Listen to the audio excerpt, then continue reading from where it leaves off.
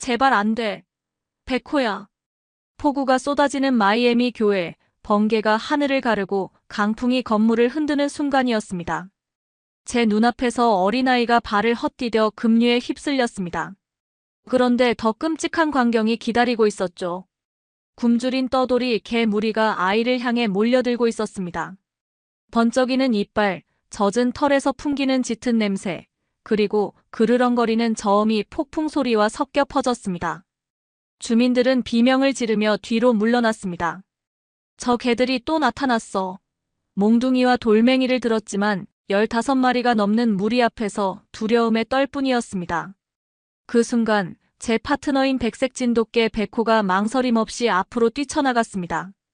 20kg 남짓한 몸집으로는 상대가 되지 않을 것처럼 보였지만 백호의 눈빛은 강렬했습니다. 곧이어 거대한 풍산개 설풍도 그의 곁에 섰습니다. 페마 구조대원들이 당황한 목소리로 외쳤습니다. 역시 아시아계 개들은 안 돼. 위기 상황에서 쓸모없어. 그들은 몰랐습니다. 바로 지금 진돗개와 풍산개가 보여줄 진짜 모습이 시작되고 있었음을. 그리고 이 순간이 CNN 카메라에 잡혀 전 세계를 뒤흔들 것이라는 사실을. 저는 데이비드 맥클레인 42살. 미국 연방재난청 페마에서 15년 동안 구조대원으로 일했습니다.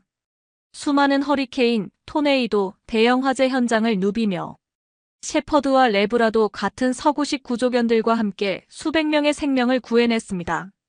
솔직히 말하면 저는 아시아계 개들에 대한 뿌리 깊은 편견을 가지고 있었습니다. 그 시작은 20해 전 시애틀에서 벌어진 사건이었습니다.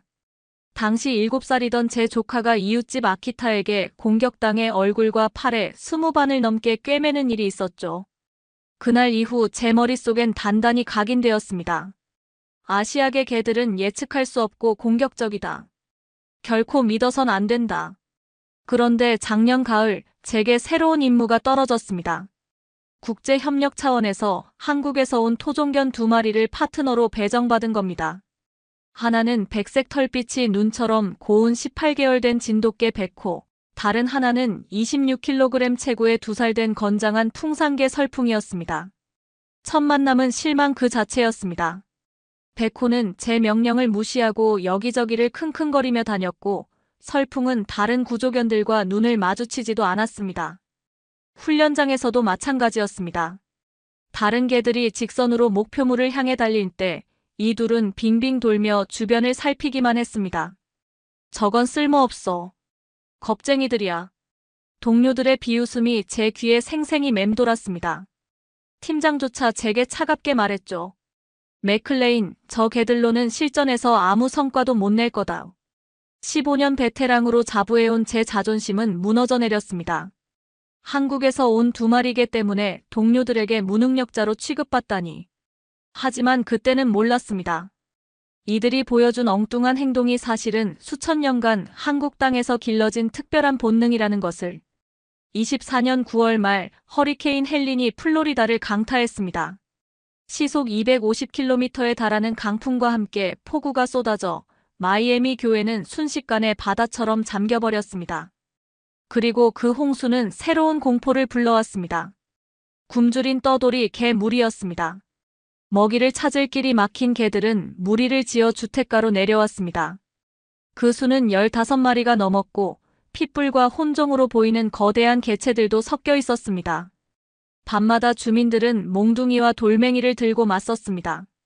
쓰레기통을 방패처럼 세우고 의자를 던지며 개들을 쫓아냈습니다. 아이들은 바깥에 나가지 못했고 노인들은 두려움에 집안에 숨어 지냈습니다. 주민 신고가 빗발치자 페마는 긴급회의를 열었습니다. 이제는 단순 홍수가 아닙니다. 떠돌이 개 무리를 제압하지 않으면 2차 피해가 커질 겁니다. 첫 번째 작전이 시작되었습니다. 저와 백호, 설풍도 투입되었습니다. 다른 구조견들은 으르렁거리며 정면으로 맞섰습니다. 그러나 떠돌이 개 무리는 단순하지 않았습니다.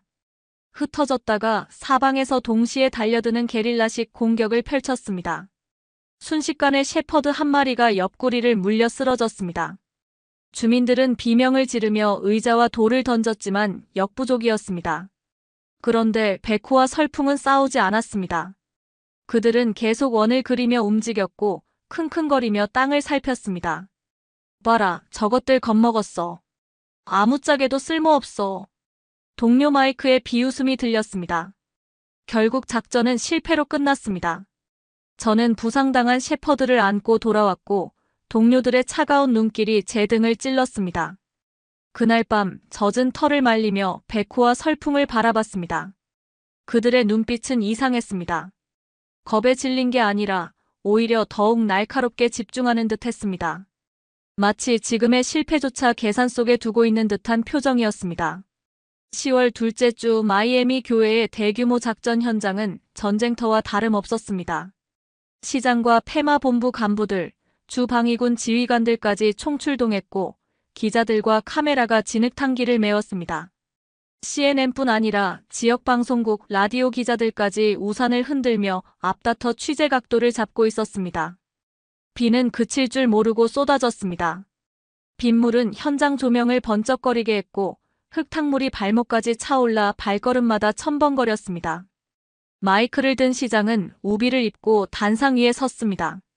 오늘 우리는 떠돌이 개 무리를 뿌리 뽑을 것입니다. 주민들의 안전을 지켜내겠습니다. 확성기를 타고 울려 퍼진 목소리에 사람들은 박수를 쳤지만 그 박수는 어딘가 불안하게 떨리고 있었습니다. 저는 백호와 설풍을 곁에 두고 최전선에 섰습니다. 팀장이 제 어깨를 거칠게 두드렸습니다. 맥클레인, 마지막 기회다. 오늘도 내 개들이 쓸모없다는 게 드러나면 교체 절차 들어간다. 차갑게 뱉어낸 그의 말은 비보다도 싸늘하게 제 가슴을 파고들었습니다. 그 순간 CNN 기자 사라 존슨이 다가왔습니다. 그녀는 노란색 레인코트에 카메라맨을 대동하고 있었습니다. 구조대원님, 오늘 한국 토종견들의 활약을 기대해도 될까요? 웃음을 지었지만 눈빛엔 호기심과 동시에 의심이 엿보였습니다. 저는 애써 태어난 듯 고개를 끄덕였지만 속으로는 심장이 요동쳤습니다. 작전이 시작되자 곧장 거대한 짐승들의 울음소리가 터져나왔습니다. 떠돌이 개 무리 20마리가 넘는 그들은 먹이를 찾아 눈이 충혈돼 있었고 젖은 털 사이로 갈비뼈가 드러날 정도로 삐쩍 말라 있었습니다.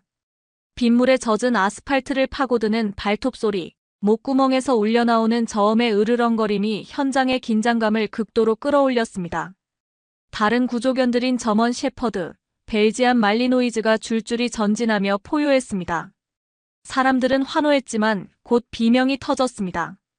떠돌이 개 무리의 움직임은 예상을 완전히 깨트렸습니다. 정면 충돌이 아니라 좌우로 흩어졌다가 사방에서 동시 공격을 감행한 겁니다. 셰퍼드 한 마리가 옆구리를 물려 피를 흘리며 쓰러졌고 구조대원들이 서둘러 제지했지만 혼란은 커져만 갔습니다. 그때 백호와 설풍은 싸우지 않았습니다.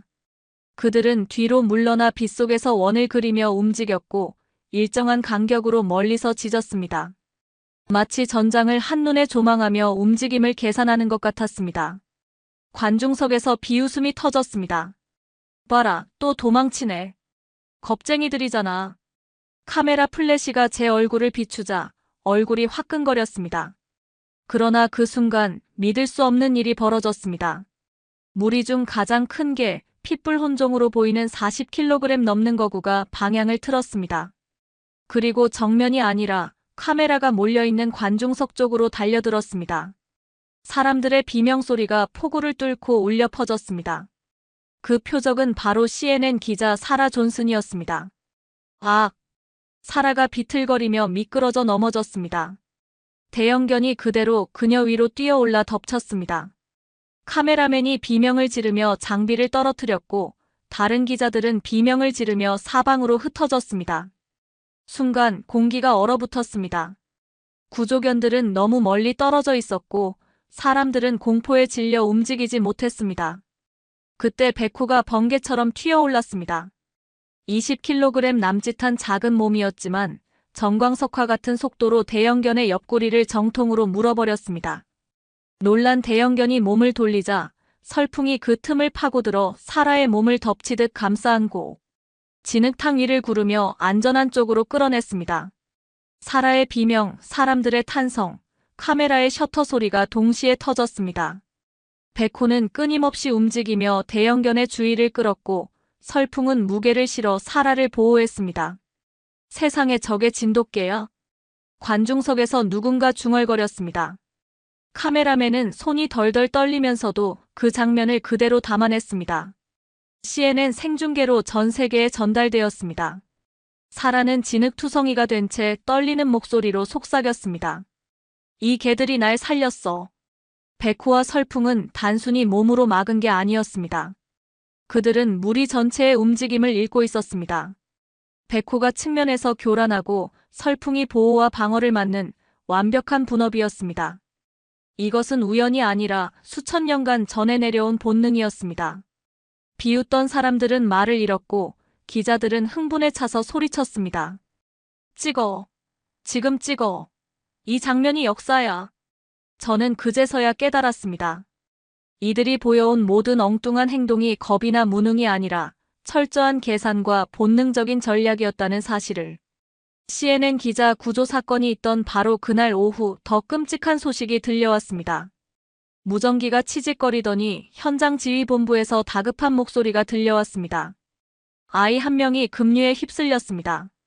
8살 남아 이름은 토미. 그 말이 떨어지자마자 대원들의 표정이 굳어졌습니다. 토미는 제 이웃집 소년이었습니다. 저와 가족이 종종 함께 바비큐 파티를 즐기던 바로 그 아이. 머릿속이 하얘졌습니다. 그러나 불행은 거기서 끝나지 않았습니다. 제 휴대폰이 울렸습니다. 전화기 너머로 아내 리사의 떨리는 목소리가 들렸습니다. 데이비드 에밀리가 연락이 안 돼. 학교에서 돌아오는 길이었는데 아무리 전화를 해도 받질 않아.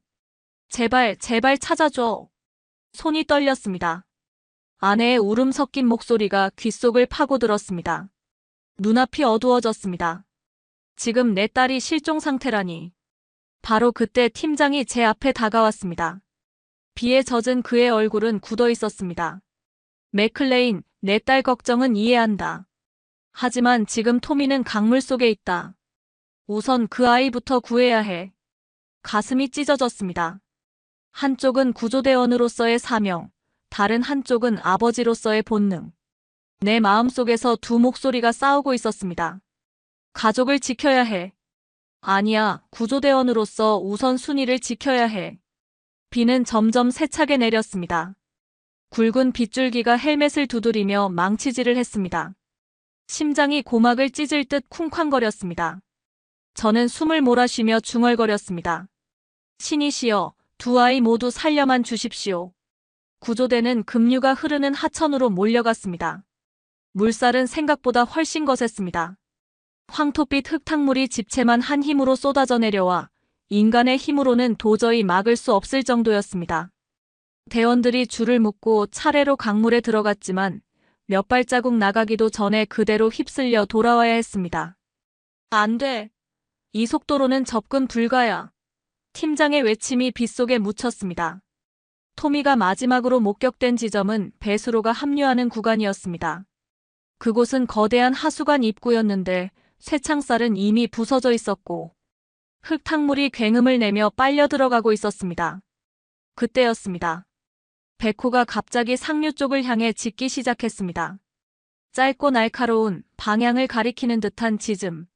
설풍은 반대로 하류 쪽을 향해 으르렁거리며 몸을 낮췄습니다. 동료들이 짜증을 냈습니다. 또 시작이네. 저놈들 때문에 산만해져.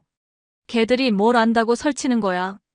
그러나 그 순간 CNN 기자 사라가 외쳤습니다. 아니에요. 이 개들이 무언가를 발견한 거예요. 보세요. 서로 다른 방향을 짚고 있잖아요. 사라의 눈빛은 확신에 차 있었습니다. 저는 가슴속에서 직감이 번쩍 스쳤습니다. 지금까지 보였던 백호와 설풍의 엉뚱한 행동들, 그것은 단순한 고집이 아니었습니다. 저는 곧장 백호가 가리키는 쪽으로 달려갔습니다. 상류의 둔덕에서 놀라운 것을 발견했습니다. 토미의 가방이 나뭇가지에 걸려 있었고 진흙에 파묻힌 작은 신발이 물가에 놓여 있었습니다. 토미! 토미! 제가 소리치자 희미하게 울음 섞인 목소리가 들렸습니다. 하수구 입구, 굵은 나뭇가지를 붙잡고 있는 작은 손이 보였습니다. 토미가 죽을 힘을 다해 버티고 있었습니다. 그러나 문제는 그곳을 떠돌이 개 무리가 차지하고 있었다는 것이었습니다. 홍수에 밀려 높은 곳으로 올라온 그들은 이제 눈앞의 아이를 향해 으르렁거리며 서서히 접근하고 있었습니다. 젠장, 놈들이 토미를 노리고 있어. 동료 대원들이 무전을 붙들고 소리쳤습니다. 그 순간 설풍이 낮게 으르렁거리며 앞으로 나섰습니다. 젖은 갈기털이 빗물에 흩날리며 근육질 몸이 번쩍 드러났습니다. 그는 한치 망설임도 없이 떠돌이 개 무리에게 돌진했습니다. 설풍 안 돼. 제가 외쳤지만 이미 그는 돌처럼 땅을 박차고 달려갔습니다. 무리의 리더격 대형견과 정면으로 부딪히며 설풍은 몸싸움을 시작했습니다. 엄청난 굉음과 진흙 튀는 소리가 이어졌습니다. 설풍의 공격에 무리의 시선이 그에게 쏠렸습니다. 그 순간 백호가 물살을 가르며 뛰어들었습니다. 작은 체구지만 강한 앞발질로 급류를 헤치며 토미에게 다가갔습니다. 토미의 공포에 질린 눈이 백호를 바라봤습니다. 백호는 곧장 아이의 옷깃을 물었습니다. 그리고 강둑 쪽으로 몸을 틀었습니다. 20kg 남짓한 몸으로 8살 아이를 강에서 끌어내는 건 불가능해 보였지만 백호는 결코 포기하지 않았습니다. 동료 대원들이 경악했습니다. 세상에 저 작은 놈이 아이를 끌어내고 있어. 백호는 파도에 휩쓸릴 때마다 다시 헤엄쳤습니다. 토미는 울면서 백호의 목에 매달렸습니다. 마침내 두 존재가 강둑 가까이 도달했을 때 대원들이 줄을 던져 함께 끌어올렸습니다. 토미가 구해진 순간 하류 쪽에서 또 다른 목소리가 들려왔습니다. 아빠, 여기 있어요. 그것은 제 딸 에밀리의 목소리였습니다. 설풍이 무리를 따돌리고 나서 에밀리를 안전한 둔덕으로 안내한 것이었습니다. 토미와 에밀리 두 아이 모두 살아있었습니다. 비명을 지르던 사람들 사이에서 환호가 터졌습니다. CNN 카메라는 모든 장면을 놓치지 않고 잡아냈습니다. 사라는 눈물이 맺힌 얼굴로 마이크를 움켜쥐고 속삭였습니다. 이건 단순한 구조가 아니에요. 이 개들은 서로 역할을 분담해 작전을 펼쳤어요. 진돗개는 추적과 구조, 풍산개는 방어와 교란, 이건 본능이자 전략이에요.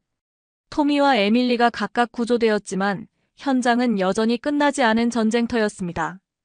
하늘은 잿빛으로 내려앉았고 바람은 전선을 스치는 금속 같은 소리를 냈습니다. 폭우는 한 박자 느려졌다 싶으면 다시 수천 개의 손가락처럼 지붕과 도로를 두드렸습니다. 물은 계속 불어나 골목마다 작은 강을 만들었고 쓰러진 가로수는 무너진 성벽처럼 길을 막고 있었습니다. 저는 토미를 포옹하는 어머니의 떨림을 뒤로한 채 강둑 아래를 내려다봤습니다. 설풍의 흔적이 사라졌습니다. 백호는 강둑 끝에 서서 물결을 노려보다가 갑자기 하류 쪽으로 고개를 돌렸습니다. 짧고 낮은 지시형 지즘. 설풍이 저쪽이란 거지. 백호가 제 얼굴을 한번 올려다보고는 진흙을 튀기며 달렸습니다. 저는 줄을 두르고 허리에 카라비너를 걸었습니다. 팀장과 대원 둘이 제 안전줄을 잡고 따라붙었습니다. 하류는 더 어두웠습니다. 홍수에 밀려온 부표와 냉장고 조각, 플라스틱 통이 서로 부딪히며 탁한 소리를 냈습니다. 그 사이로 떠돌이 개 무리의 그림자가 어른거렸습니다. 설풍이 일부러 그들을 강물과 둔덕 사이로 유인한 듯 했습니다. 좁고 미끄러운 길. 한 발만 삐끗해도 급류로 빨려 들어갈 골짜기였습니다. 멈춰. 뒤에서 팀장이 소리쳤습니다. 아직이요. 저는 고개만 끄덕이고 속도를 늦추지 않았습니다. 제 앞에서 백호가 갑자기 멈추더니 코를 높이 들고 바람을 맡았습니다. 곧이어 백호가 왼쪽 폐가 쪽으로 방향을 틀었습니다. 유리창이 깨지고 문짝이 비틀린 작은 창고였습니다. 반쯤 잠긴 바닥 위로 강물이 들락거리며 흙탕물을 토해내고 있었습니다. 안쪽에서 낮은 으르렁거림과 짧은 비명이 섞여 나왔습니다. 떠돌이 개 무리였습니다. 저는 손전등을 들이대며 낮게 외쳤습니다. 누구도 다치지 않게 끝내자. 소리와 빛으로 몰아낸다. 대원 하나가 차량 사이렌을 가져왔고 저는 창고 반대편 창으로 빛을 쏘았습니다. 시야가 밝아지는 순간 설풍이 보였습니다. 어두운 틈새에 몸을 반쯤 숨긴 채 우두머리를 창고 바깥으로 유인하고 있었습니다. 그의 숨은 거칠었지만 눈은 맑았습니다. 상대의 움직임을 정확히 계산하고 있는 눈빛. 그때 백호가 반대편 문으로 뛰어들어 짧은 지즘 2번으로 신호를 보냈습니다. 우리는 사이렌을 켰습니다. 귀를 찢는 소리와 손전등의 빗줄기가 동시에 터졌고 무리의 선두가 한 박자 흩어졌습니다. 설풍이 그 틈을 잡았습니다. 몸을 낮춰 측면으로 파고들더니 우두머리의 주위를 바깥쪽 물길로 쓸어냈습니다. 나머지 무리도 뒤따랐습니다. 지금이야. 제가 외쳤습니다. 대원들은 긴 막대를 활용해 통로를 막고 동물통제팀이 가져온 포획틀을 길목마다 세웠습니다. 돌을 던지던 주민들이 뒤쪽에서 소리를 내며 골목을 두드렸고 향을 피운 연기가 살짝 번지자 몇 마리는 냄새를 피해 뒤로 물러났습니다. 무리의 흐름이 한쪽으로 쏠렸고 거부와 후퇴가 반복되는 사이에 우리는 사람 쪽 통로를 확보했습니다. 하지만 우두머리 한 마리가 설풍을 노리고 방향을 바꿨습니다. 순간 땅이 울렁거리는 듯 했습니다. 둔덕 밑이 움푹 꺼지며 물과 진흙이 함께 내려앉았습니다. 설풍이 발을 헛디뎠고 그의 앞발이 부서진 철망 틈에 끼었습니다. 안 돼. 제 목이 갈라졌습니다. 백호가 번개처럼 달려들어 우두머리의 옆구리를 물었습니다. 설풍은 짧게 으르렁이며 몸을 비틀어 빠져나오려 했지만 철망의 녹슨 소나기가 그를 잡고 놓아주지 않았습니다. 물이 차오르기 시작했습니다. 저는 안전줄을 더 조이고 철망 쪽으로 기어 들어갔습니다. 손전등 불빛이 진흙 에어리며 흔들렸습니다. 철망은 오래된 배수구 덮개였고 한쪽이 무너져 날이 3개 튀어나와 있었습니다. 커터 필요해. 대원이 절단기를 건넸고 저는 숨을 멈춘 채 조심스럽게 나를 밀어 넣었습니다. 설풍의 옆구리에서 피가 조금 배어나왔습니다. 그는 저를 올려다봤습니다. 소리 없이 그러나 분명히. 괜찮다. 서두르지 마라. 아이들부터. 그 눈빛에 심장이 뜨거워졌습니다. 그 아이들은 살았어. 너도 나와야지. 백호가 제 옆에서 낮게 신음하는 듯한 소리를 냈습니다. 무리에 남은 2마리가 다시 다가왔습니다. 저는 절단기를 멈추지 않았고 백호가 둔덕 위를 원호로 돌며 그 둘을 끊임없이 흔들어 놓았습니다. 짧은 돌진, 후퇴, 측면 이동. 마치 바둑판 위에서 술을 빼듯 백호는 다가오는 각도를 하나하나 지워나갔습니다. 찰칵. 마지막 줄기가 끊기는 소리가 났습니다.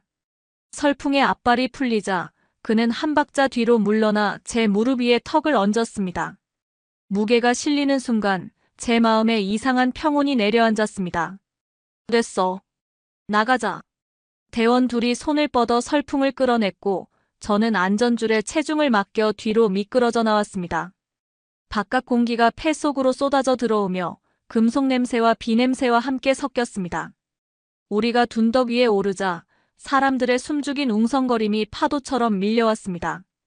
남은 떠돌이 개들은 포획틀에 한두 마리씩 걸려들었고 동물통제팀이 천으로 덮어 진정시키고 있었습니다.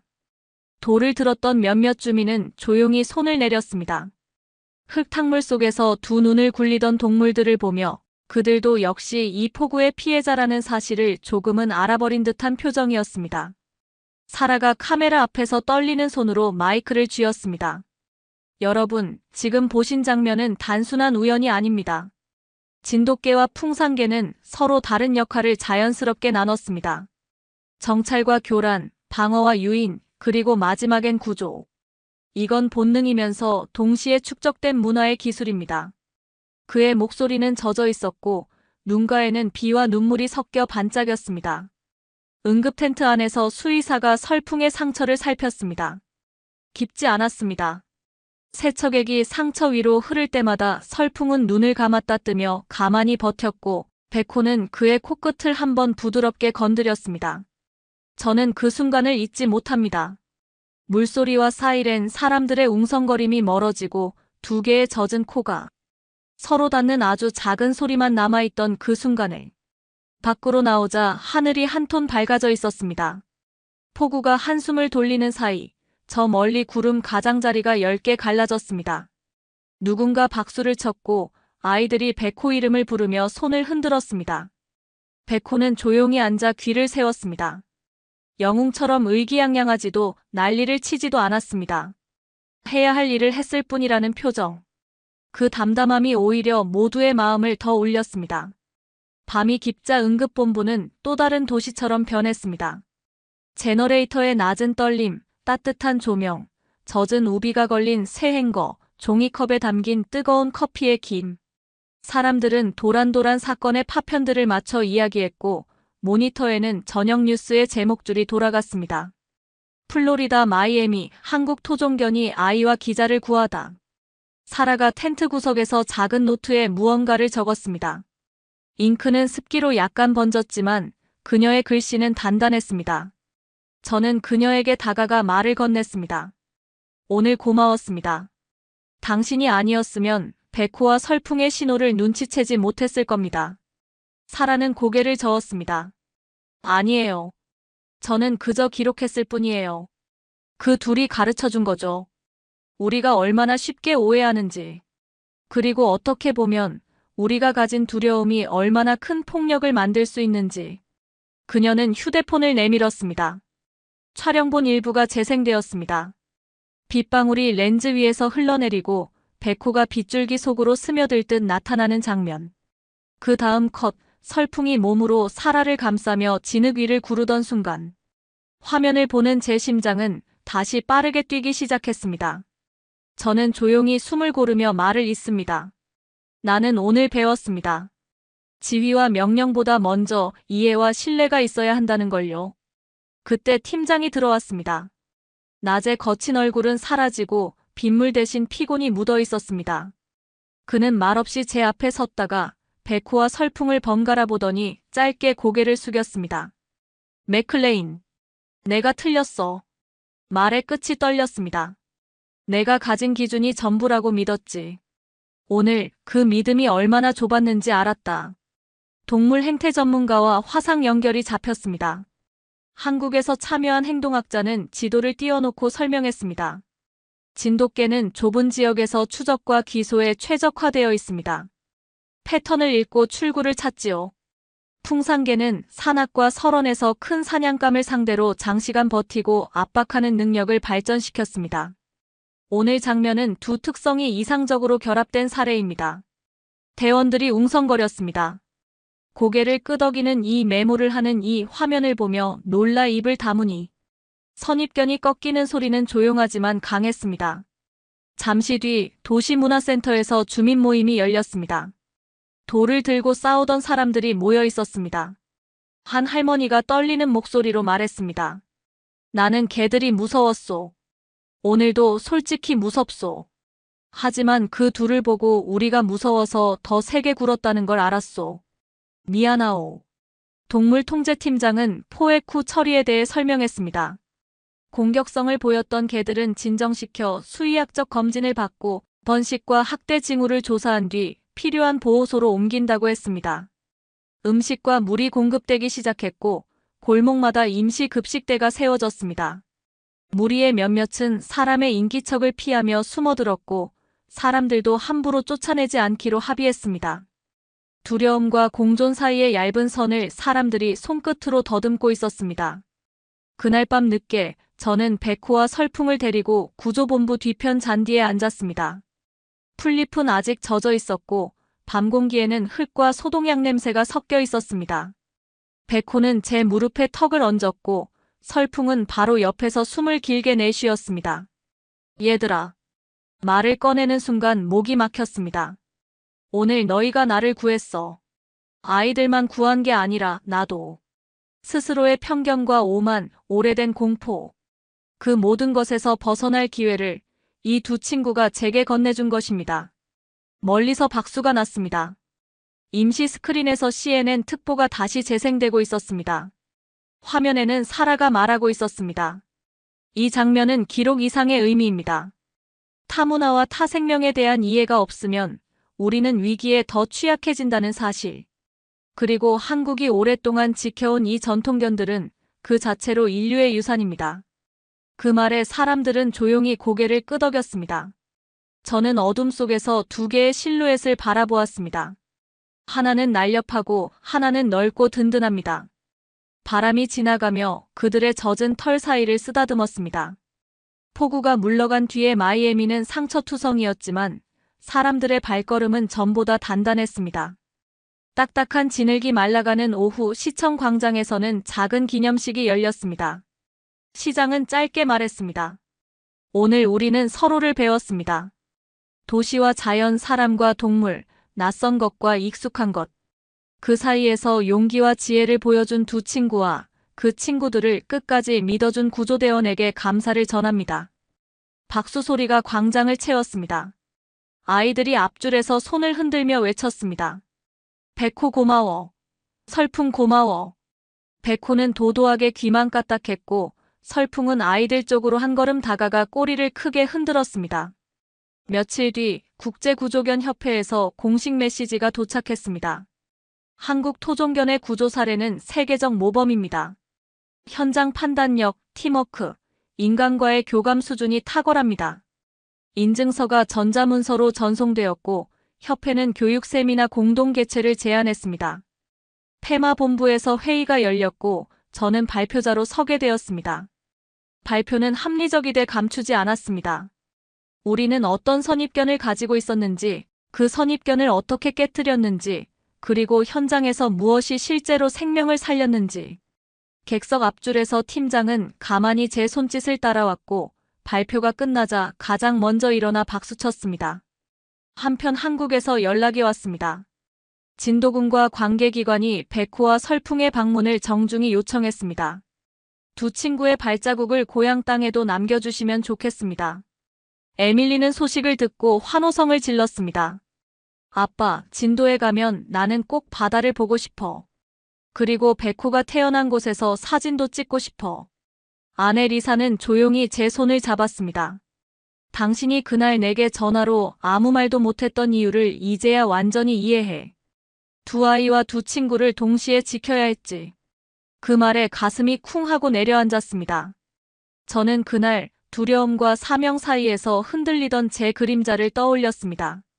그리고 그 그림자 위로 두 마리의 발자국이 포개져 있던 순간에 우리는 한국으로 향했습니다.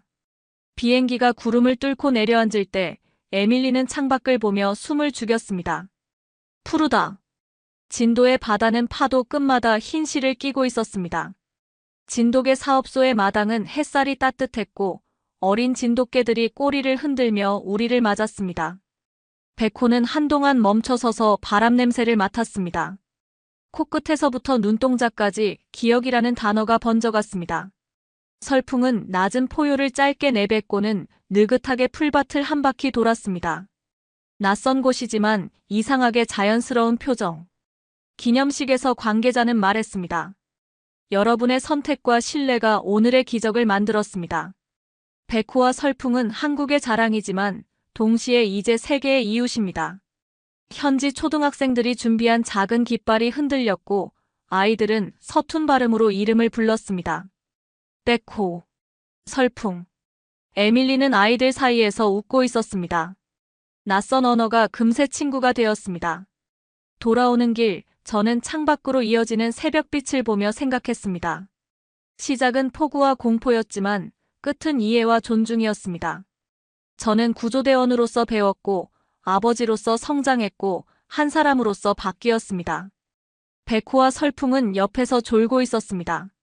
비행기의 미세한 진동이 그들의 호흡과 겹쳐 작은 파도를 만들었습니다. 집에 도착한 밤, 마당의 공기는 고요했습니다. 별빛이 젖은 나무잎을 스치고 멀리서 부엉이의 울음이 한 번 들렸습니다. 저는 두 친구 사이에 앉아 하늘을 올려다봤습니다. 고맙다. 짧은 한마디였지만 모든 것이 들어있었습니다. 두 친구의 따뜻한 몸에서 전해지는 온기, 그 온기가 사람과 사람 사이로, 도시와 자연 사이로, 국경과 문화 사이로 번져가기를 바라며 눈을 감았습니다. 다음 날 아침, 사라의 다큐멘터리가 전파를 탔습니다. 제목은 간결했습니다. 백호와 설풍, 물과 바람 사이에서. 화면 속 제 얼굴은 조금 수척했지만 눈빛만큼은 확실했습니다. 개가 우리를 구했습니다. 하지만 그보다 먼저 우리가 개를 이해하려고 했다는 사실이 우리를 구했습니다. 다른 존재를 믿는 일, 거기서 진짜 구조가 시작됩니다. 영상이 끝나자 화면에 작은 자막이 떴습니다. 이야기는 계속됩니다. 저는 미소를 지었습니다. 그리고 옆에 앉은 두 친구의 등을 천천히 쓰다듬었습니다. 그들의 하루는 새로웠고 우리의 내일은 전과 달랐습니다. 여러분도 이런 감동적인 이야기를 더 보고 싶으시다면 구독과 좋아요 버튼을 눌러주세요. 한국의 숨겨진 보물들과 우리가 몰랐던 자랑스러운 이야기들을 계속해서 전해드리겠습니다.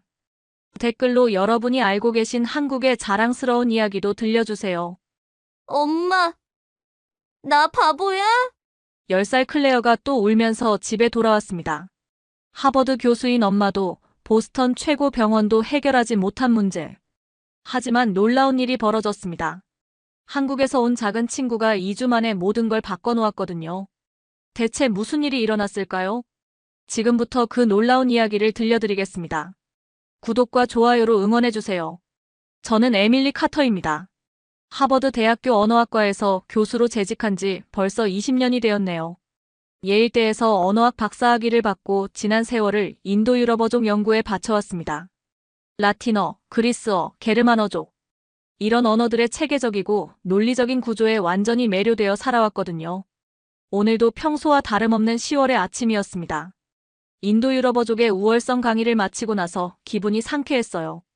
영어가 세계 공용어가 된 이유는 무엇일까요? 제가 학생들에게 물었더니 모두가 집중해서 듣고 있었죠. 바로 알파벳의 효율성 때문입니다. 26개 글자만으로 인류의 모든 지식을 표현할 수 있으니까요. 하지만 집에 돌아와서는 마음이 무거워졌습니다. 우리 딸 클레어가 또 숙제를 하며 울고 있었거든요.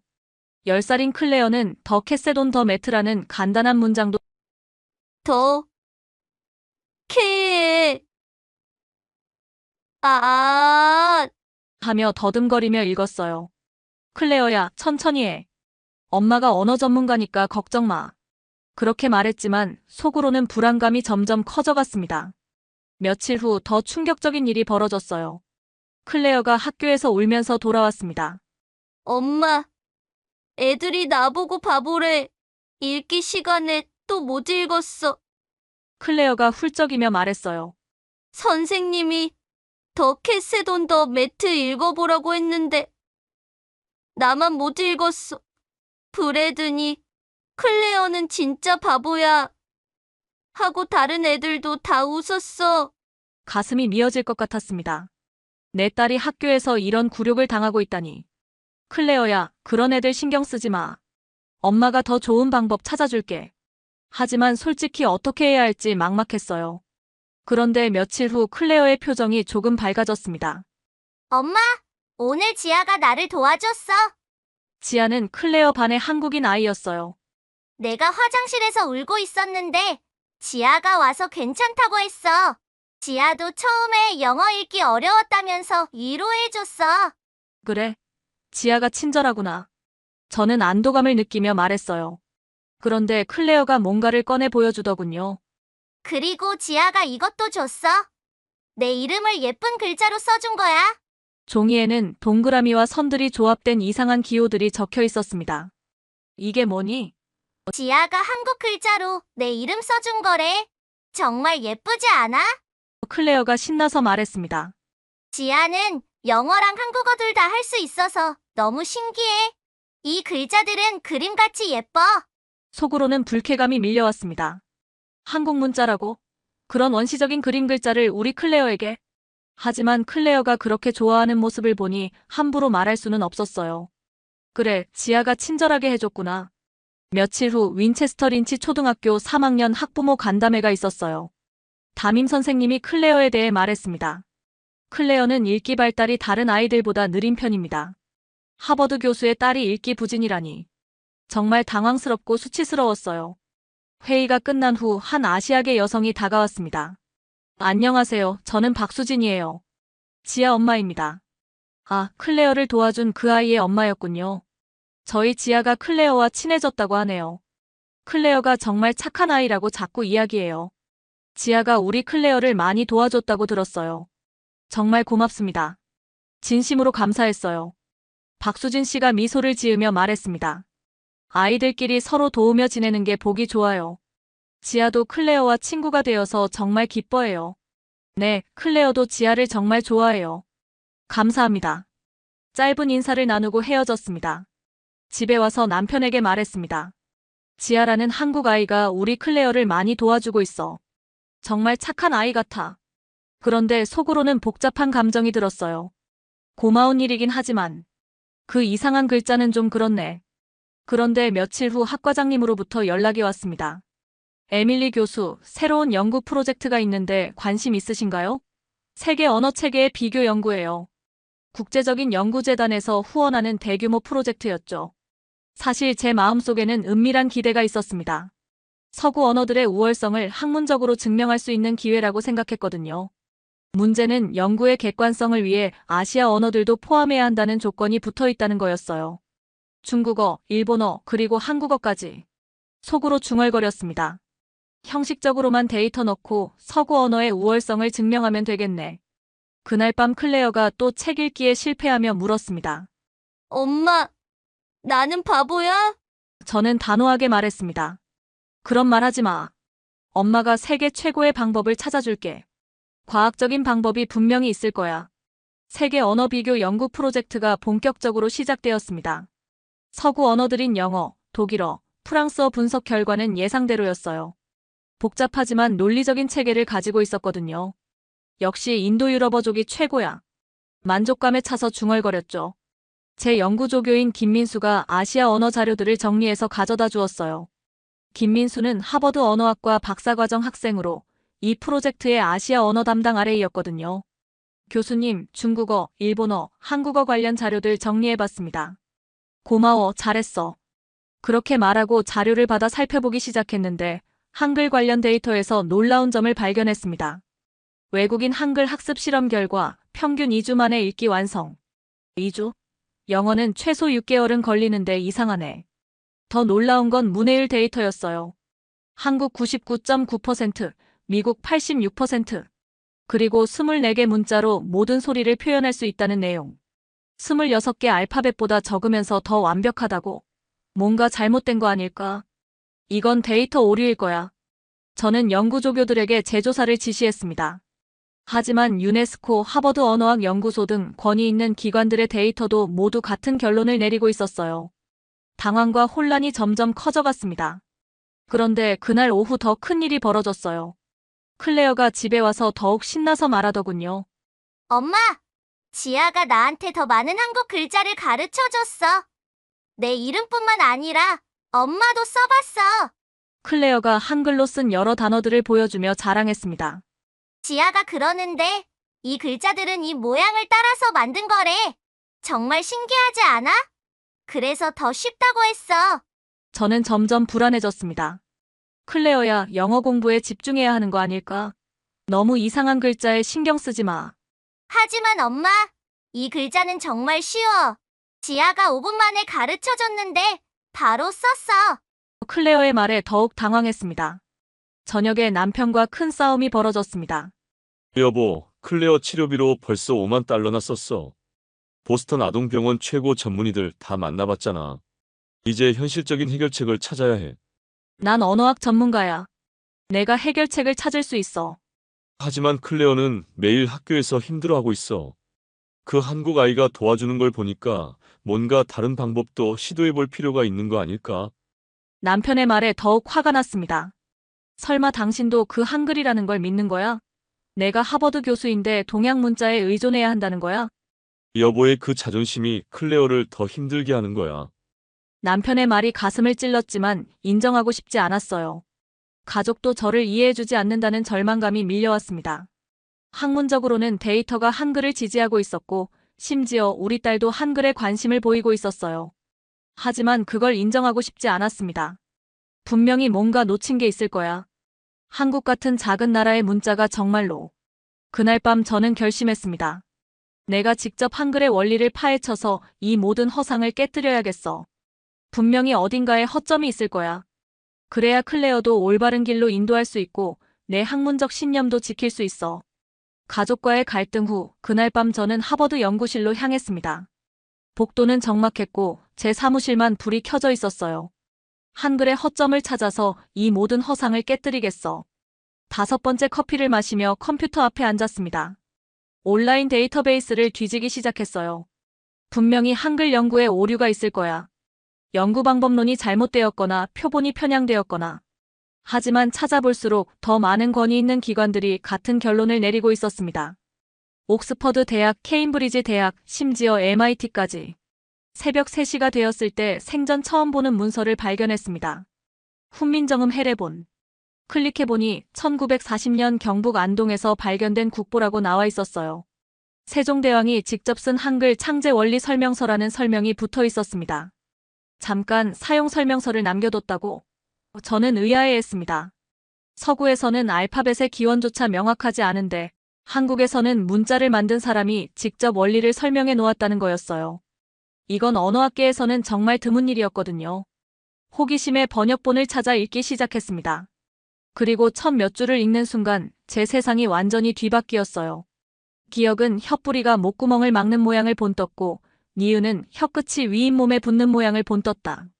제 입이 저절로 벌어졌습니다. 손이 떨려서 마우스를 제대로 잡을 수가 없었어요. 이건 음성학 교과서잖아. 계속 읽어나갔습니다. 디귿은 혀끝이 위잇몸에 닿는 모양, 미음은 입술이 만나는 모양, 시옷은 이빨 모양을 본떴다. 각각의 글자가 실제로 그 소리를 낼 때 사용하는 발음기관의 모양을 따서 만들었다는 거였죠. 세상에, 이게 15세기에 현대 음성학보다 400년이나 앞선 분석이 이미 완성되어 있었던 겁니다. 더 놀라운 건 그 다음이었습니다. 모음 체계에 대한 설명이 나왔거든요. 아래 아는 하늘의 둥근 모양, 은은 평평한 땅의 모양, 이는 사람이 서 있는 모양을 본떴다. 천지인 사상을 바탕으로 한 체계적인 설계였어요. 세상에, 이렇게 철학적이고 과학적일 수가. 저는 감탄을 금할 수 없었습니다. 점은 하늘, 가로서는 땅, 세로서는 사람. 이 세 가지 기본 요소의 조합으로 모든 모음을 만든다는 원리가 명확했습니다. 계속 읽어가다가 훈민정음 서문을 발견했어요. 나라의 말이 중국과 달라 한자와 통하지 않으니 어리석은 백성이 말하고자 하는 바가 있어도 끝내 제 뜻을 펴지 못하는 사람이 많다.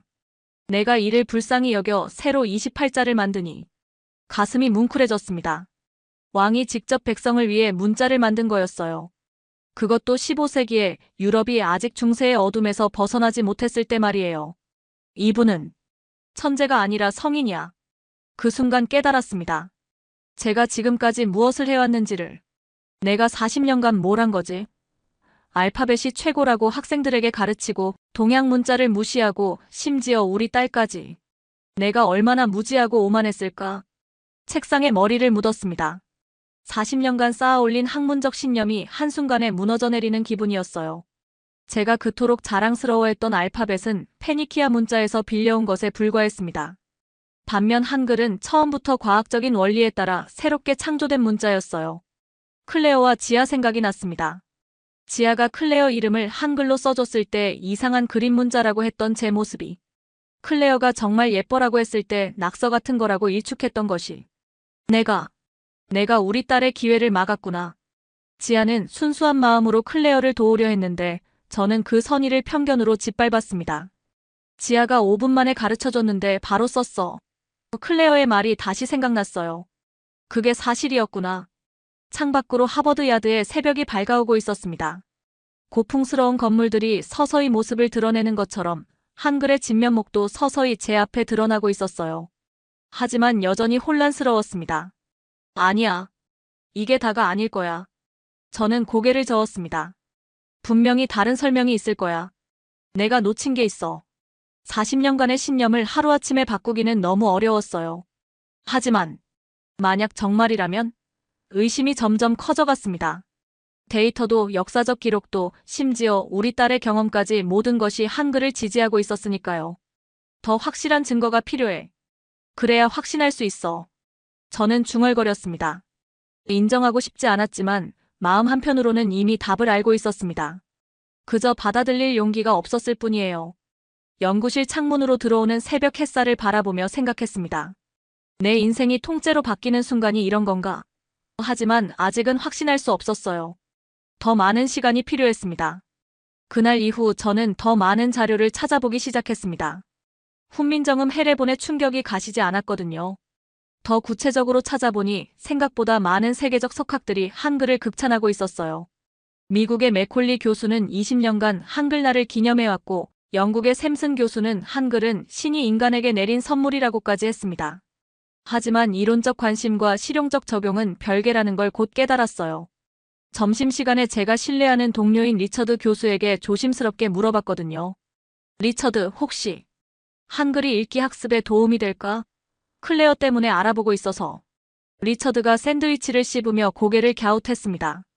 에밀리, 한글 배워서 뭐해? 영어가 전 세계 공통 언어인데. 클레어가 한글 배운다고 해서 하버드 들어가는데 도움이 되겠어? 하지만 학습 원리가 다르잖아. 읽기 능력 자체를 향상시킬 수도. 차라리 그 시간에 영어 읽기 치료나 라틴어 배우는 게 나을 것 같은데. 라틴어는 적어도 SAT 어휘력에 도움이 되잖아. 제 마음이 답답해졌습니다. 다른 동료들도 비슷한 반응이었어요. 교수 라운지에서 몇 명과 더 이야기해봤지만 결과는 마찬가지였습니다. 한글이 과학적이라고? 그래도 영어가 국제표준어인데 왜 굳이? 에밀리, 클레어가 MIT 가려면 수학이랑 과학에 집중해야지. 동양 문자 배울 시간에 코딩이라도 배우는 게 낫지 않아? 요즘 K-드라마 때문에 한국 문화가 인기라던데 에밀리도 거기에 빠진 거야? 모두가 실용성만 따졌어요. 제 딸의 고통은 아무도 이해하지 못했습니다. 마지막으로 아동심리학과의 데보라 교수에게 개인적으로 조언을 구했어요.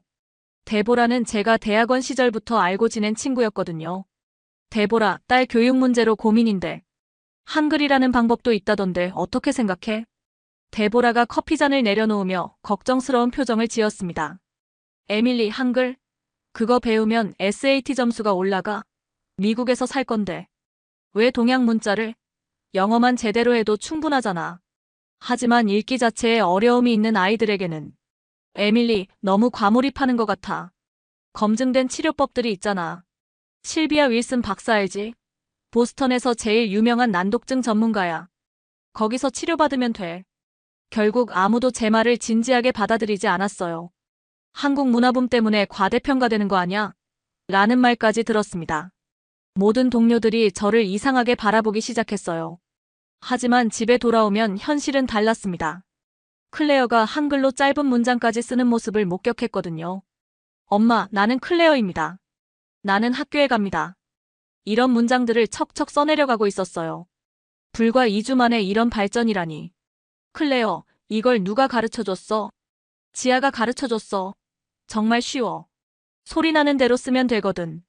클레어의 밝은 표정을 보니 가슴이 뭉클했습니다. 몇 달째 영어 읽기로 고생하던 아이가 이렇게 자신감을 보이다니.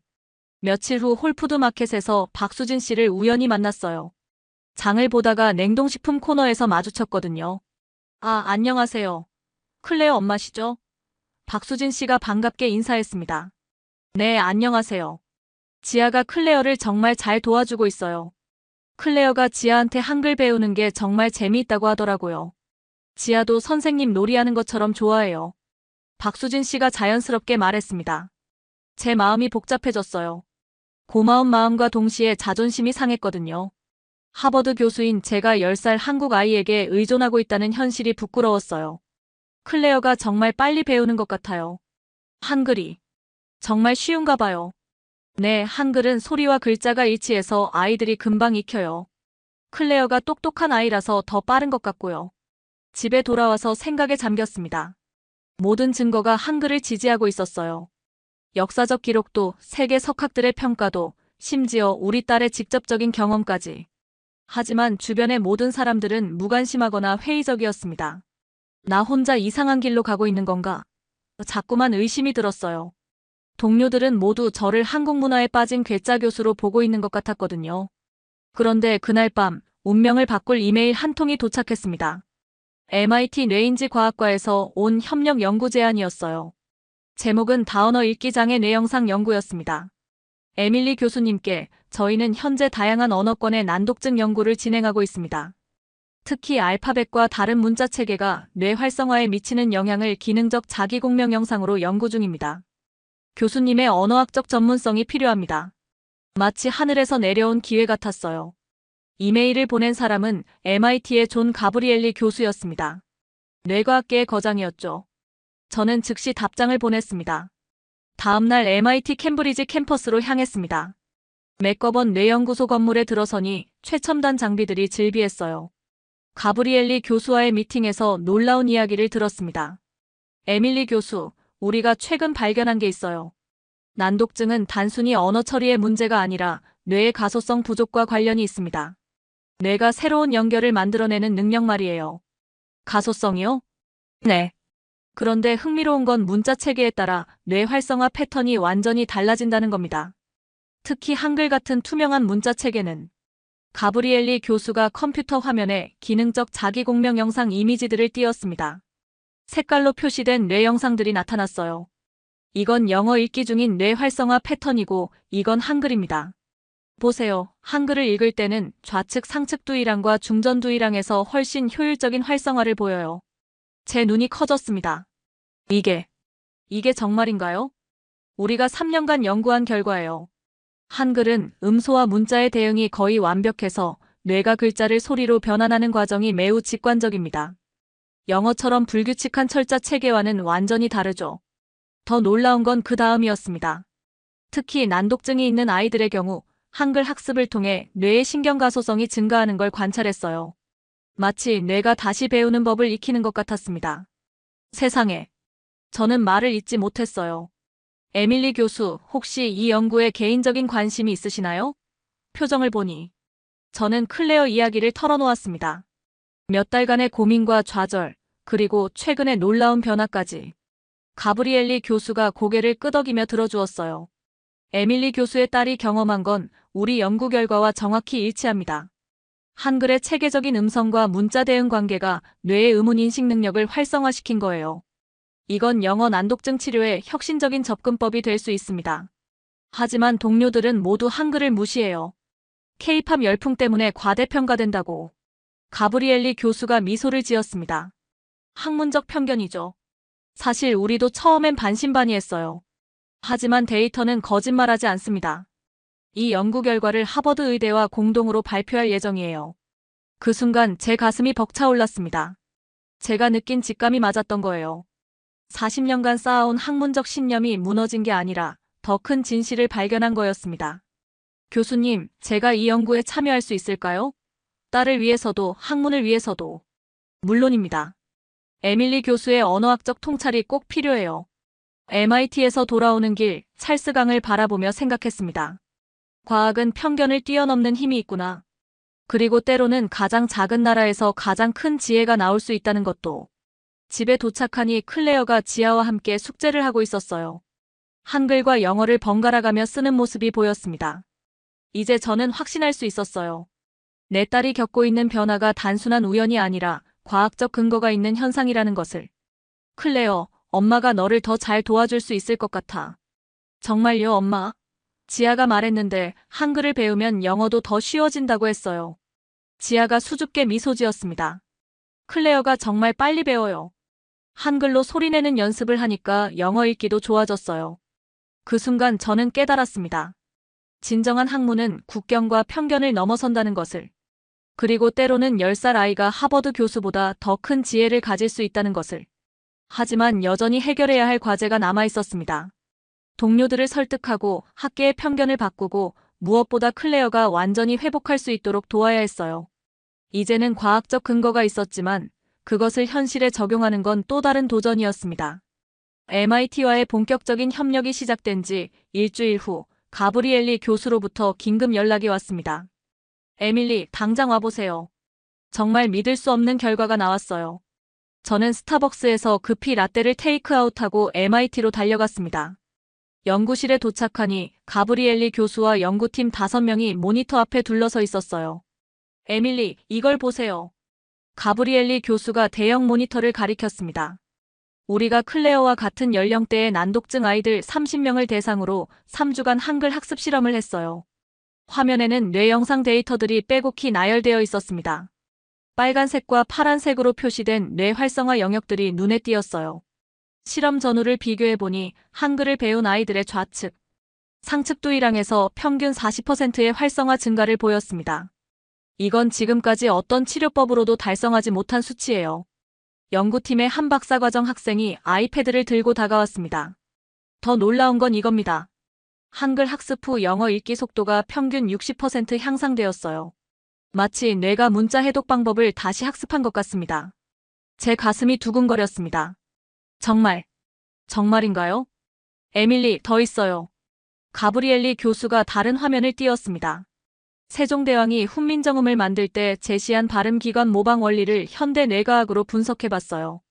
놀랍게도 이게 뇌의 음운 처리 과정과 정확히 일치합니다. 화면에는 기역, 니은, 미음 같은 한글 자음들과 함께 뇌의 브로카 영역 활성화 패턴이 나타났어요. 기역은 혓부리가 목구멍을 막는 모양이라고 했죠. 실제로 기역 소리를 낼 때 활성화되는 뇌 영역이 혓부리 움직임을 담당하는 부위와 직접 연결되어 있어요. 600년 전에 이미 현대 신경과학의 원리를 정확히 파악한 거예요. 연구실이 조용해졌습니다. 모든 사람들이 경이로운 표정으로 화면을 바라보고 있었어요. 한국인들이 정말 대단하네요. 젊은 연구원 하나가 중얼거렸습니다. 가브리엘리 교수가 고개를 끄덕였습니다. 단순히 문자를 만든 게 아니라 인간의 뇌가 어떻게 언어를 처리하는지까지 고려해서 설계한 거예요. 이건 과학사의 길이 남을 발견입니다. 그 순간 제 핸드폰이 울렸습니다. 클레어 학교에서 온 전화였어요. 안녕하세요, 클레어 어머님. 윈체스터 린치 초등학교 존슨 선생님입니다. 제 심장이 뛰기 시작했습니다. 네, 안녕하세요. 좋은 소식을 전하려고 전화드렸어요.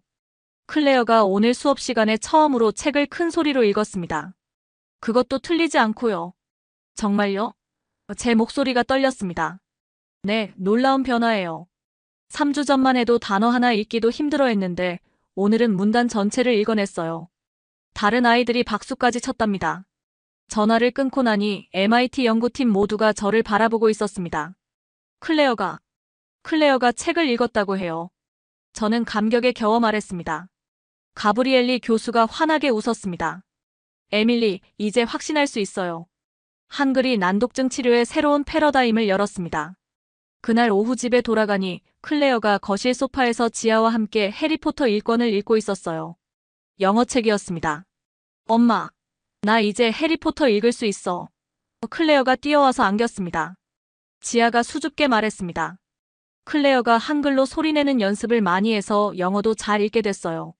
우리 할아버지가 말씀하시기를 한글을 배우면 다른 언어도 쉬워진다고 하셨거든요. 지아 할아버지가 그런 말씀을? 네, 할아버지는 서울대학교에서 국문학을 가르치셨어요. 한글이 세계에서 가장 과학적인 문자라고 항상 자랑하셨거든요. 그 순간 저는 깨달았습니다. 한국 사람들은 이미 오래전부터 한글의 우수성을 알고 있었구나. 그들에게는 당연한 것이 우리에게는 놀라운 발견이었던 거예요. 며칠 후 가브리엘리 교수로부터 또 다른 연락이 왔습니다. 에밀리, 하버드 의대에서 우리 연구에 관심을 보이고 있어요. 공동 발표를 제안했습니다. 정말요? 네, 그리고 한국의 서울대학교에서도 협력 의사를 밝혔어요. 이 연구가 국제적인 프로젝트가 될 것 같습니다. 저는 가슴이 벅차올랐습니다. 몇 달 전만 해도 절망에 빠져 있던 제가 이제는 세계적인 연구의 중심에 서 있다니. 그날 밤 클레어가 잠들기 전에 물어봤습니다. 클레어야, 지아한테 고마운 마음을 어떻게 표현하고 싶어? 지아한테 한국어로 감사하다고 말하고 싶어요. 지아가 가르쳐준 한글로요. 클레어가 종이에 또박또박 썼습니다. 고마워요, 지아. 그 글씨를 보는 순간 눈물이 났습니다. 몇 달 전만 해도 영어 한 단어 쓰기도 힘들어하던 아이가 이제는 한국어까지 쓸 수 있게 되었다니. 제 핸드폰에서 삼성뉴스 알림이 떴습니다. MIT와 하버드 공동연구팀, 한글의 뇌과학적 우수성 입증이라는 제목이었어요. 벌써 뉴스가 났네. 저는 혼잣말을 했습니다. 클레어가 고개를 들었습니다. 엄마, 나도 뉴스에 나올 수 있어요? 왜? 내가 한글 덕분에 책을 읽게 됐다고 말하고 싶어요. 다른 아이들도 나처럼 될 수 있다고요. 그 순간 저는 확신했습니다. 이 연구는 단순히 학문적 성과가 아니라 전 세계 난독증으로 고통받는 아이들에게 희망을 줄 수 있는 혁신이라는 것을. 한국 사람들이 만든 한글이 미국 아이들의 미래를 바꾸고 있었습니다. 그리고 그 중심에 10살 지아와 제 딸 클레어가 있었어요. 3주 후 하버드 의과대학 워런 알퍼트 홀 대강당에서 우리 연구 발표가 있었습니다. 400석 규모의 강당이 가득 찼어요. 제가 40년간 몸담아온 하버드에서, 그것도 언어학과가 아닌 의대에서 발표하게 될 줄은 꿈에도 몰랐습니다. 발표 30분 전 백스테이지에서 가브리엘리 교수와 마지막 점검을 하고 있었어요. 에밀리, 긴장하지 마세요. 우리가 가진 건 확실한 과학입니다. 제 아이패드에는 클레어가 보낸 문자가 와 있었어요. 엄마 파이팅. 나도 지아랑 같이 응원할게요. 한글과 영어가 섞인 귀여운 문장이었습니다. 드디어 발표가 시작되었습니다. 대형 스크린에 뇌영상 데이터들이 나타나자 강당이 조용해졌어요. 존경하는 동료 여러분, 오늘 저희가 발표할 내용은 여러분의 상식을 뒤집을지도 모릅니다. 가브리엘리 교수가 마이크에 대고 말했습니다. 한글이라는 한국의 문자 체계가 난독증 치료에 혁신적인 효과를 보인다는 것을 3개월간의 연구를 통해 확인했습니다. 청중석에서 웅성거림이 일었어요. 저는 제 동료들의 표정을 살펴봤습니다. 리처드 교수는 회의적인 표정이었고 데보라 교수는 놀란 듯 저를 바라보고 있었어요. 30명의 난독증 아동을 대상으로 한 실험에서 한글 학습 후 영어 읽기 능력이 평균 67% 향상되었습니다. 기존 치료법으로는 달성하기 어려운 수치입니다. 스크린에 클레어의 전후 비교 영상이 나왔습니다. 3개월 전 더듬거리며 단어 하나 읽기 힘들어하던 모습과 지금 유창하게 문단을 읽는 모습이 대비되었어요. 강당이 조용해졌습니다. 누군가 감탄사를 내뱉는 소리가 들렸어요. 이제 제 차례였습니다. 여러분, 저는 지난 40년간 인도 유럽 어족만이 최고라고 믿어왔습니다. 하지만 제 딸 클레어를 통해 깨달았습니다. 진정한 학문은 편견을 버리고 사실을 받아들이는 용기에서 시작된다는 것을.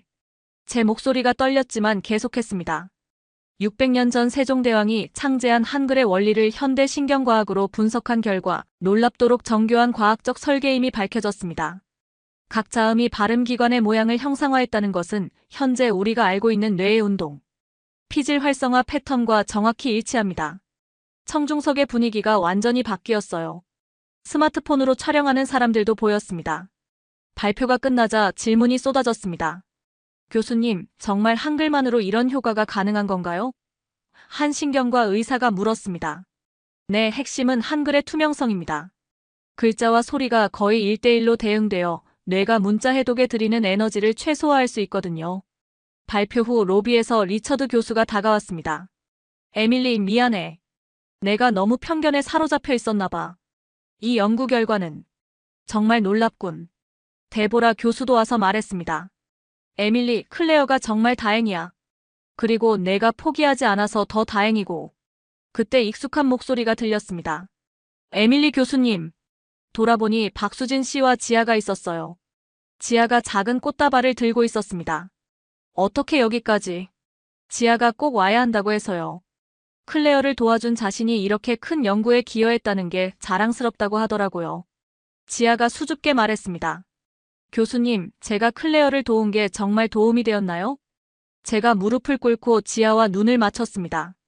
지아야, 내가 없었다면 이 모든 일이 일어나지 않았을 거야. 내가 클레어의 선생님이었고 나의 선생님이기도 했어. 지아의 눈이 반짝였습니다. 정말요? 정말이야.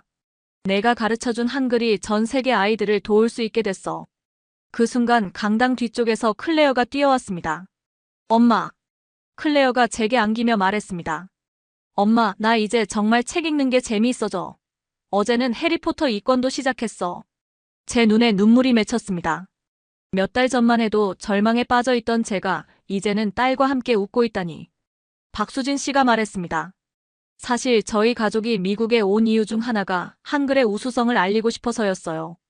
지아 아버지가 서울에서 언어치료사로 일하면서 한글이 발음, 장애나 학습장애에 도움이 된다는 걸 많이 봤거든요. 정말요? 네, 한국에서는 이미 한글의 치료 효과가 알려져 있어요. 다만 외국에서는 관심이 없었을 뿐이죠. 그때 깨달았습니다. 제가 발견했다고 생각한 것들이 사실은 한국 사람들에게는 이미 당연한 것이었구나. 그들의 겸손함과 조용한 자부심이 새삼 존경스러웠어요. 일주일 후 저는 클레어와 함께 지안의 집을 방문했습니다. 한국 전통차를 마시며 박수진 씨와 이야기를 나눴어요. 박수진 씨, 세종대왕이 한글을 만드실 때 정말 이런 과학적 원리까지 다 생각하신 걸까요? 박수진 씨가 온화하게 미소 지으며 말했습니다. 저희 아버님께서 항상 말씀하시는데 세종대왕은 백성을 사랑하는 마음으로 한글을 만드셨다고 해요. 사랑으로 만든 것에는 저절로 지혜가 담기는 법이라고 하시더라고요. 클레어가 한글로 쓴 편지를 지아에게 건넸습니다. 지아야, 고마워. 너 때문에 내가 책을 사랑하게 됐어. 지아도 영어로 답장을 썼어요. 클레어, 너는 내 가장 좋은 친구야. 우리 같이 책 많이 읽자. 두 아이가 서로 다른 언어로 편지를 주고받는 모습을 보며 생각했습니다. 언어의 경계를 넘어선 우정, 그리고 서로 다른 문화가 만나 더 큰 가치를 만들어내는 순간이구나. 6개월 후 저희 연구는 네이처 신경과학 저널에 게재되었습니다. 전 세계 20개국에서 한글 기반 난독증 치료 프로그램 도입을 문의해왔어요. 클레어는 이제 반에서 읽기 실력이 가장 뛰어난 학생 중 하나가 되었습니다. 더 중요한 건 책 읽는 것을 진심으로 사랑하게 되었다는 거예요. 어제 클레어가 물어봤습니다. 엄마, 나중에 커서 한국에 가볼 수 있을까? 왜? 한글을 만든 세종대왕한테 감사하다고 말하고 싶어. 그리고 지아 할머니, 할아버지도 만나보고 싶고. 제가 클레어를 안으며 말했습니다. 그럼 우리 한국어도 배워볼까? 정말? 지아가 가르쳐줄 수 있을까? 물론이지. 그날 밤 창가에 앉아 하버드 야드를 바라보며 생각했습니다. 40년간 서구 언어만이 최고라고 믿었던 제가 이제는 동양의 한 작은 나라에서 나온 문자의 위대함을 세상에 알리고 있다니. 진정한 학문은 출신이나 크기가 아니라 진리 앞에서 겸손해지는 것이구나. 그리고 때로는 10살 아이가 하버드 교수보다 더 큰 지혜를 전해줄 수 있다는 것도. 제 책상 위에는 지아가 써준 한글 편지가 놓여 있었습니다. 에밀리 교수님, 클레어와 함께 공부할 수 있어서 행복했어요. 한글이 더 많은 친구들을 도울 수 있기를 바라요. 그 글을 읽으며 다시 한번 다짐했습니다. 편견 없는 학문, 국경 없는 지혜, 그리고 아이들의 미래를 위한 연구를 계속해 나가겠다고. 한글이 준 선물은 제 딸만의 것이 아니었습니다. 전 세계 아이들이 함께 나눌 수 있는 희망이었어요.